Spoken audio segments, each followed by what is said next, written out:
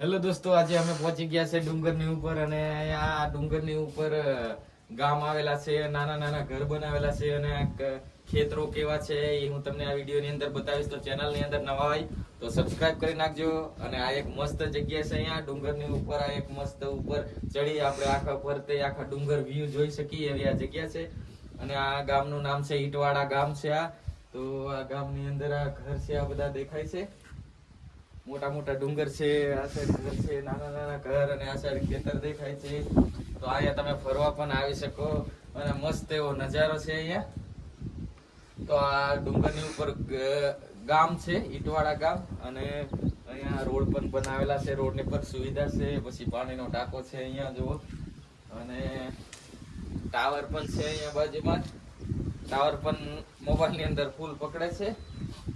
તો આજે આપણે અહીંયા જોવા માટે આવ્યા છે અને આપણે અહીંયાથી બહુ મસ્ત એવો નજારો છે. જો આ સાઈડ ડુંગર અને રોડ દેખાય છે. આ જો આ સાઈડ ડુંગર છે, અમારું ગામ આ સાઈડ છે. જ્યાં ડુંગર દેખાય, જ્યાં ડુંગર દેખાય નાનો એવો, એ ડુંગરની બાજુમાં અમારું ગામ આવેલું છે. અમારું ગામ નીચે છે અને અમે ડુંગરની ઉપર આવેલા છે, લગભગ 4-5 કિલોમીટર ઉપર. અને આ ઉપરની જગ્યા છે અને અમારું જે ગામ છે એ ડુંગરની નીચે છે. અને આ એક ડુંગર નથી, અહીંયા હજારો ડુંગર છે ઉપર અડી અડી. એની ઉપર ગામ આવેલા છે, ઈટવાડા ગામ છે, પછી જોગપુરા ગામ છે, એવા ઘણા બધા ગામ આવેલા છે.